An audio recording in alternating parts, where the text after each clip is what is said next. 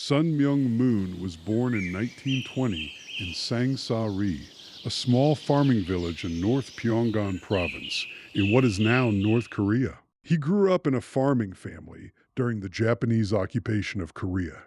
Poverty was common, Korean independence movements were being suppressed, and political tensions were growing throughout the country. When Moon was young, his family converted to Presbyterian Christianity. Religion soon became the center of his life. As a boy, Moon became deeply religious, spending long periods praying, studying the Bible, and searching for what he believed was God's purpose for his life. Then, according to Moon's own account, something extraordinary happened. On Easter morning in 1935, while praying in Korea, Moon said that Jesus Christ appeared to him. According to Moon, Jesus gave him a mission connected with completing God's work on earth. Moon would later describe this experience as the beginning of the mission that eventually led him to establish his own worldwide religious movement. The vision itself cannot be independently verified. It was Moon's personal religious experience and his account of what he believed happened. But Moon believed it completely. For years afterward, he continued praying, studying Christianity, and developing his own interpretation of the Bible. His beliefs gradually moved away from traditional Christian theology. Moon came to believe that humanity had fallen away from God's original purpose, and that God's plan involved restoring humanity and establishing an ideal world through spiritually perfected families. But before he could build a church, Moon would experience imprisonment, war, and political persecution. He studied in Korea and later traveled to Japan, where he studied electrical engineering. During this period, he also became involved in Korean independence activities. Moon later described being arrested and mistreated by Japanese authorities. Then, in 1945, Japan surrendered and Korea was liberated. But instead of becoming one independent country, Korea was divided. The Soviet Union supported a communist government in the north, while the United States supported a government developing in the south. Moon's religious mission soon took him directly into communist North Korea. In 1946, he traveled to Pyongyang. At the time, Pyongyang had been one of the major centers of Christianity on the Korean peninsula. Moon believed God was directing him there to preach. He began presenting his own interpretation of Christianity and attracted followers. But North Korea was rapidly becoming a communist state under Kim Il-sung. Independent religious activity was increasingly viewed as a threat. Moon's growing ministry attracted the attention of the authorities. In August 1946, he was arrested. The exact circumstances and accusations surrounding the arrest have been described differently by different sources. Some accounts describe accusations involving disturbing the social order or other offenses. Moon and his followers portrayed the arrest as religious persecution by the communist authorities. Moon later claimed that he was severely beaten and tortured during interrogation. Accounts from the unification movement describe brutal physical abuse.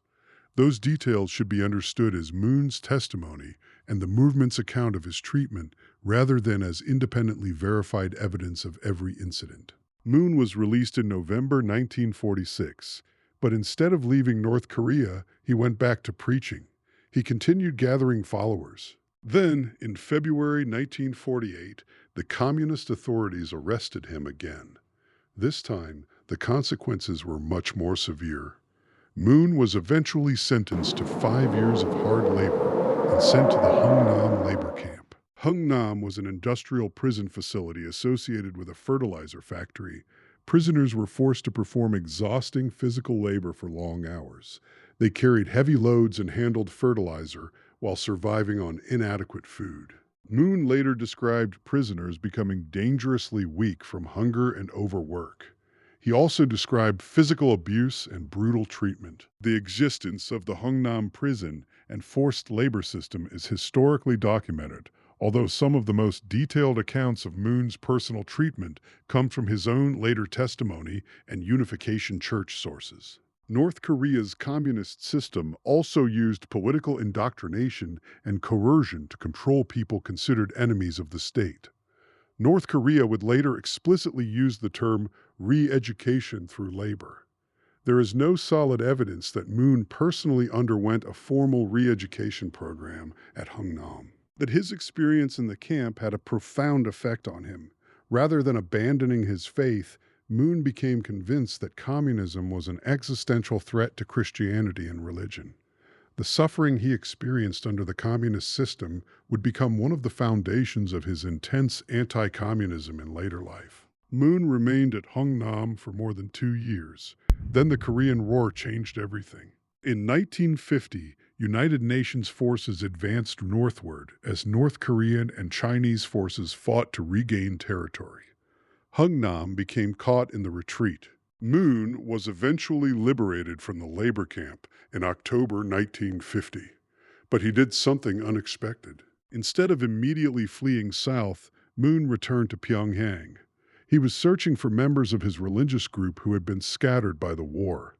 According to accounts from the unification movement, he spent roughly 40 days looking for his followers. Eventually, he found several of them. One of the men, Park Chung-hwa, reportedly had a badly injured leg. Moon refused to leave him behind. The group began the dangerous journey south. This was not a peaceful trip across a border. The Korean peninsula was an active battlefield. Refugees were streaming south. Military forces were moving in both directions. Cities had been destroyed, roads were crowded, and winter was approaching. Moon later recalled that when he finally left Pyongyang, North Korean and Chinese forces were only about 12 kilometers behind him. He and his companions moved south as quickly as they could. They traveled mostly on foot, using a bicycle to help transport the injured follower. At times they found trains or other transportation, but much of the journey was made on foot. They were moving through territory where the battle lines were constantly changing. Eventually, they reached the area around the Imjin River. Moon later recalled that they arrived during the night, exhausted and desperate to cross. The river was partially frozen. Rather than wait, they pushed forward. According to Moon's account, they crossed the frozen sections of the river during the night and eventually reached the other side. There they encountered United Nations personnel. The refugees crossing south were being carefully watched because North Korean soldiers and spies were attempting to move south disguised as civilians. Moon and his companions were questioned before being allowed to continue. The journey was still far from over. They continued south through the enormous flow of Korean refugees. The journey from Pyongyang to Busan took approximately 2 months. Finally, on January 27, 1951, Moon reached Choryang Station in Busan. He was 31 years old. He had survived Japanese rule, 2 arrests by the communist authorities, years of forced labor, the Korean War, and a dangerous journey across a devastated country. He arrived with almost nothing. Moon later recalled that his clothing had become filthy and badly worn during the journey. He said that he looked like a beggar, but he did not stop.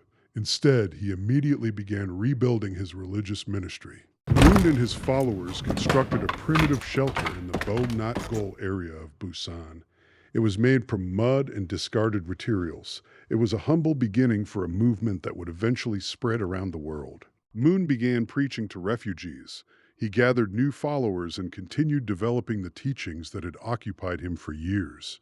These teachings eventually became the foundation of the divine principle, the central theological text of the unification movement. His ministry spread from Busan to other parts of South Korea, including Daegu and eventually Seoul. Young people began gathering around him.